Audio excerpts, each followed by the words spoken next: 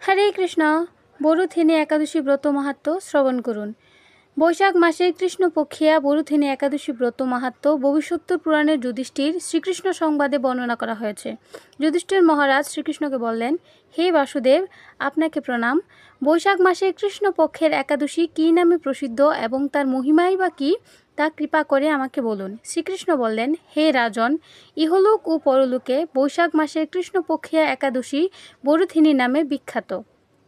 এই ব্রত পালনে সর্বদা সুখ লাভ হয় এবং পাপও ক্ষয় হয়, সৌভাগ্য প্রাপ্তি ঘটে। দুর্ভাগ্য এবং দুর্ভাগা স্ত্রীলোক এই ব্রত পালনে সৌভাগ্যবতী লাভ করে থাকে। ভক্তি ও মুক্তি প্রদানকারী এই ব্রত সর্বপাপ হরণ এবং গর্ভবাস যন্ত্রণা বিনাশ করে। এই ব্রতর প্রভাবে মান্ধাতা, ধুন্ধুমার আদি রাজারা দিব্যদাম প্রাপ্ত করেছেন। এমনকি মহাদেব শিবও এই ব্রত পালন করেছিলেন।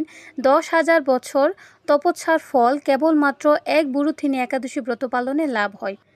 যে শ্রদ্ধাবান ব্যক্তি এই ব্রত পালন করেন তিনি ইহলোক ও পরলোক সমস্ত প্রকার বাঞ্ছিত ফল লাভ করেন। হে নৃপশ্রেষ্ঠ, অশ্বদান অপেক্ষা গজদান শ্রেষ্ঠ। গজদান থেকে ভূমিদান, তা থেকে তিলদান, তিলদান থেকে স্বর্ণদান এবং তা অপেক্ষাও অন্নদান শ্রেষ্ঠ।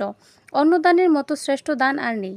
পিতৃলোক, দেবলোক ও মনুষ্যেরা অন্নদানই পরিতৃপ্ত হন। পণ্ডিতেরা কন্যাদানকে অন্নদানের সমান বলে মনে করে থাকেন।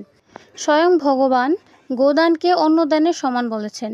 আবার এই সমস্ত প্রকার দান থেকেও বিদ্যাদান হচ্ছে শ্রেষ্ঠ। কিন্তু এই বরুথিনী ব্রত পালনে সেই বিদ্যাদানের সমান ফল লাভ হয়ে থাকে। পাপমতী যেসব মানুষ কন্যার উপার্জিত অর্থে জীবন ধারণ করে, পুণ্য ক্ষয়ে তাদের নরক যাতনা ভোগ করতে হয়। তাই কখনো কন্যার উপার্জিত অর্থ গ্রহণ করা উচিত নয়।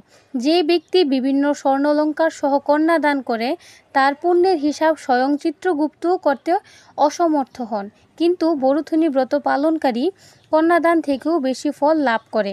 ব্রতকারী ব্যক্তি দশমীর দিনে কাঁসার পাত্রে ভোজন, মাংস, মসুর, ছোলা, শাক, মধু, অন্যের প্রদত্ত অন্ন গ্রহণ, 2 বার আহার পরিত্যাগ করবেন। দ্রুতক্রিয়া, নেশাজাতীয় দ্রব্য, দিবানিদ্রা, পরনিন্দা, পরিচর্যা, প্রতারণা, চুরি, হিংসা, ক্রোধ, মিথ্যাবাক্য একাদশীর দিনে বর্জনীয়। কাঁসার পাত্রে ভোজন, মাংস, মসুর, মধু, তেল, ব্যায়াম, 2 বার আহার দ্বাদশীর দিনে পরিত্যাজ্য। হে রাজন, এই বিধি অনুসারে বরুথিনী ব্রত পালনে সকল প্রকার পাপের বিনাশ এবং অক্ষয় গতি লাভ হয়। যিনি হরিবাসরে রাত্রি জাগরণ করে ভগবান জনার্দনের পূজা করেন তিনি সর্বপাপ মুক্ত হয়ে পরম গতি লাভ করেন। তাই সূর্যপুত্র যমরাজের যাতনা থেকে পরিত্রাণের জন্য পরম যত্নে এই একাদশী ব্রত পালন করা কর্তব্য। বরুথিনী একাদশী ব্রত কথা শ্রদ্ধাভরে পাঠ বা শ্রবণ করলে সহস্র গোদানের ফল লাভ হয় এবং সর্বপাপ থেকে মুক্ত হয়ে বিষ্ণুলোকে গতি হয়। হরে কৃষ্ণ।